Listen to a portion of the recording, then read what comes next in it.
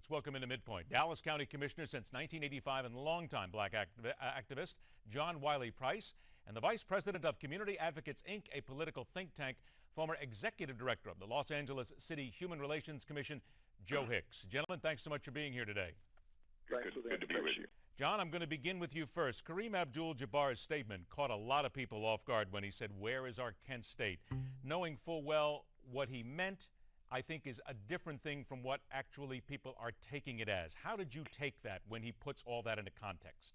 Well, I think you got to put that entire piece in perspective. While he asked about Kent State, which basically was overarching about Anglo students in this country, he also talked about what happened at Jackson State. And what happened at Jackson State, as he said, didn't even make the radar. Dr. King, while Kareem Abdul-Jabbar will basically said it's going to be about class, I think Dr. King said 50 years after Freedom Summer, 51 years ago, and when you get past the I Have a Dream speech, amidst all of the feel-good material, he basically said that we can never be satisfied as long as the Negro is the victim of unspeakable horrors of police brutality. And I think everybody, we missed that. That was 51 years ago. And Malcolm basically just says sometimes you have to pick up the gun to put down the gun.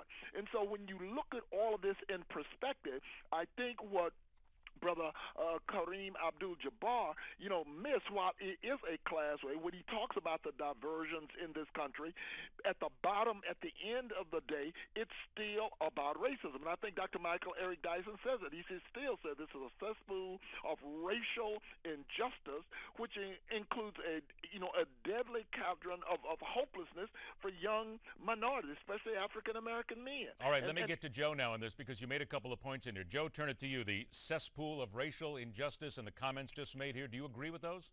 Of course not. I mean, listen, this country, and again, I apologize for the failure of the Skype here, but nonetheless, we'll push forward. Listen, in 1970, the so-called plight of the Negro was far different than it is today. And to talk about a cesspool of oppression or racism in America today is a caricature. That's not what America is. We got a black president, black attorney general. We've had many people serving at all levels, heads of corporations, scientists, bankers, on and on and on. So to claim that blacks are victims is exactly the kind of thing that some of the race hustlers like Al Sharpton, the message they deliver, and unfortunately are delivering to young blacks on the streets in Missouri right now. That's the problem, is that blacks want to continue the narrative of victimization, and most people scratch their heads and go, what the hell are they talking about? I grew up in that era, and I remember the Kent State. I remember Jackson State. I was a gun-toting black nationalist during that period. So we've lived through that. Hopefully we've learned some things, but apparently many Americans have not learned and keep living in the past. Well, but what we have learned is, and this is the federal government, and I think Ta-Nehisi Coates says it in his latest, reparations. He talks about this whole historical perspective, and you can't dismiss, the history, no matter how hard you try.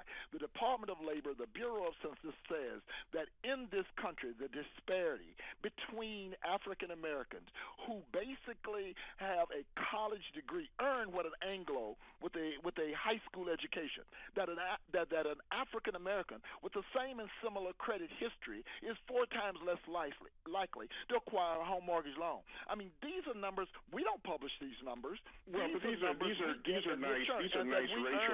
We earn. Hold on one sec. Okay. Take a breath. That an African American in this country earns 60% in terms of earning capacity of what their Anglo counterparts. Okay, John, I'm going to stop you there right now. Joe, go ahead and respond. John, let me just ask you, at your job, and do whatever you do, and I'm not sure what line of your employment is right now, or what you do to earn a living, but whatever it is, would you be content with earning 60% less than a white colleague in your office or at your campus or wherever it is you're doing, would you think any black American who has any awareness of the world around them would tolerate that? And let me just finish my comments. I'd like to hear your response to that, because we hear these kind of talking points, racial talking points, constantly.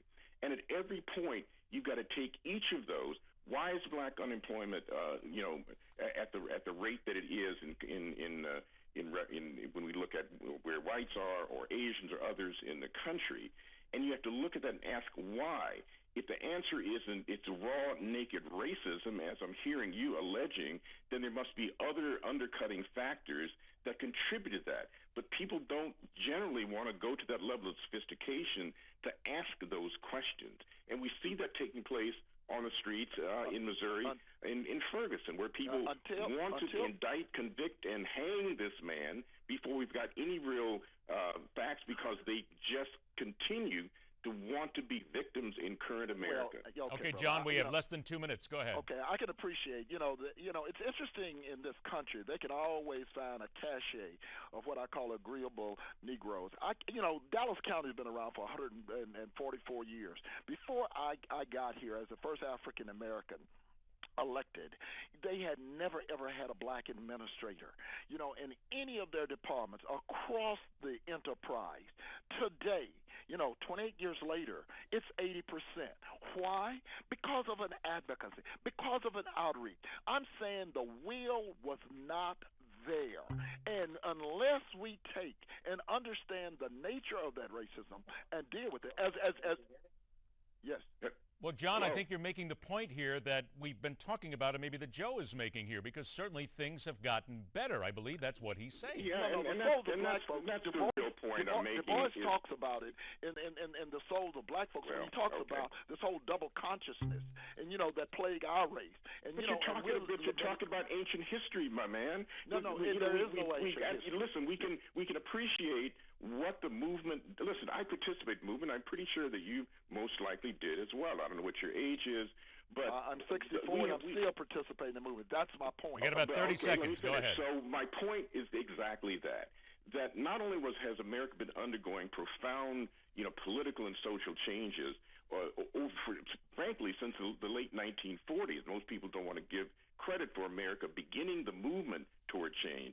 The civil rights movement, and to some extent, even though I hate to give them credit, the Black Power movement, the people that you say pick up the gun, did pick up the gun. I did pick up the gun, unfortunately.